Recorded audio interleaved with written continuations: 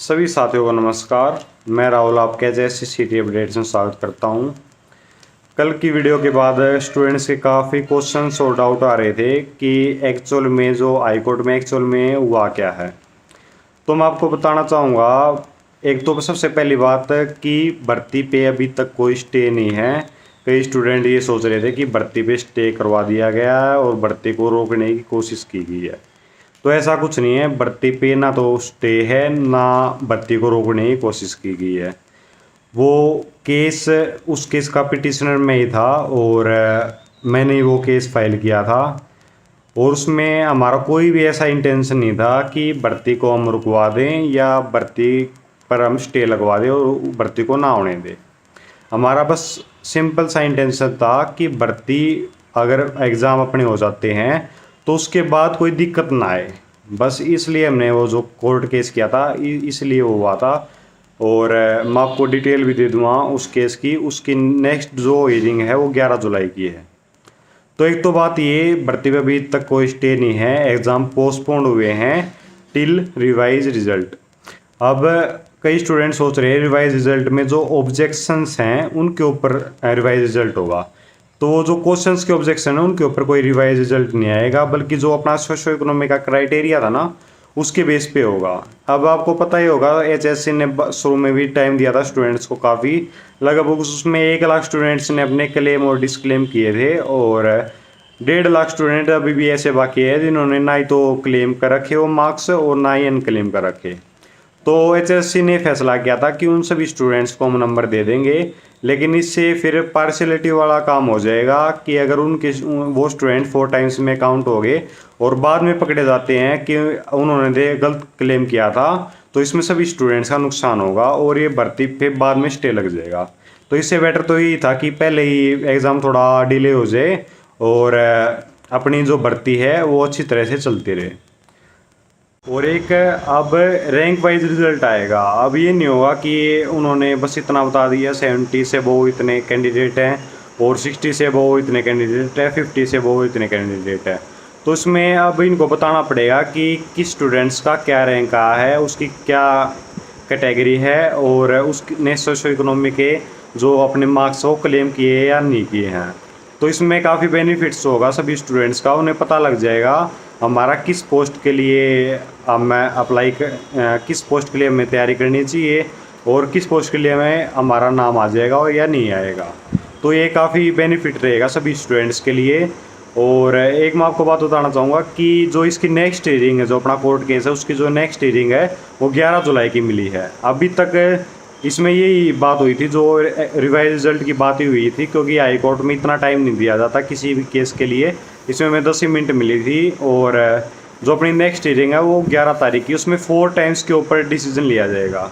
आज भी आपने अखबार में हेडलाइन आ रखी है कि हम ग्रुप और कैटेगरी के हिसाब से 4 गुना बुलाएंगे। तो उसमें क्लियर नहीं कह रहे ग्रुप के हिसाब से बुलाएंगे या कैटेगरी के हिसाब से बुलाएंगे। कैटेगरी में इसमें ये मीन्स नहीं है कि जनरल कैटेगरी या ईडब्ल्यूएस कैटेगरी। कैटेगरी से मतलब है जैसे पोस्ट ही होगी एक तरह से, जैसे अपनी 400 साढ़े 400 के आसपास कैटेगरी ना, तो उससे मतलब था। अभी तक इनको यही नहीं पता कि हम ये ग्रुप वाइज बुला रहे हैं या कैटेगरी वाइज बुला रहे हैं। तो वो भी जो अपना नेक्स्ट हियरिंग है 11 तारीख की, उसमें ये चीज़ डिस्कस होगी। और सबसे इम्पोर्टेंट बात, जो अभी तक ये जो काम कर रहे थे, जो एसएमएस के थ्रू बता रहे थे और कोई भी लिस्ट जारी नहीं कर रहे थे, तो इस बार इन्होंने लिस्ट भी जारी करनी पड़ेगी। और लिस्ट में इनको बताना पड़ेगा कि कितनी कट ऑफ लगी है किस पोस्ट के लिए और किन किन स्टूडेंट्स को बुलाया गया है, जिससे कोई भी पार्शलिटी नहीं होगी, कोई भी ऐसा घपले वाला काम नहीं होगा। लेकिन जो पहले ये काम करे थे एसएमएस वाला, उससे कोई पारदर्शिता तरीके से नहीं करे थे, उसमें कोई भी घपला हो सकता था। तो ये सभी स्टूडेंट्स के लिए जिनके अच्छे मार्क्स भी हैं, जो टॉपर्स भी हैं, उन सभी के लिए काफ़ी अच्छी न्यूज़ है कि एक लिस्ट जारी होगी और कट ऑफ बताई जाएगी, जिससे हर एक स्टूडेंट्स को क्लियर हो जाएगा कितनी कट ऑफ लगी है और किस पोस्ट के लिए कितनी कट ऑफ लगी है। और एक बात है, अभी आज की अखबार की हेडलाइन में आया कि 15-16 जुलाई को एग्ज़ाम होगा 56 ग्रुप का। तो ये अभी के लिए इम्पॉसिबल लग रहा है, क्योंकि इतना आसान नहीं है ये लिस्ट वगैरह बनाना, और इसमें ये मान लो कम से कम भी 1 मंथ का डिले तो ये आप मान के चलो 1 मंथ का डिले आराम से हो जाएगा। और ये बोल रहे थे कि 7 तारीख को शायद पीएमटी स्टार्ट करेंगे। आज की हेडलाइन में ये भी आया न्यूज़ की हेडलाइन में कि 7 तारीख से पीएमटी लेंगे। तो मेरे को नहीं लग रहा अभी इनका कोई भी ये जो बोल रहे हैं हो पाएगा। ये आराम से मान लो कम से कम भी 1 महीना डिले हो चुका है, तैयारी करने का सभी को मौका मिल चुका है। और इस बार जो भी प्रक्रिया स्टार्ट होगी वो अच्छी तरीके से होगी। ये कोई ऐसा एसएमएस वाला काम नहीं होगा, सभी पारदर्शिता तरीके से सारा काम होगा।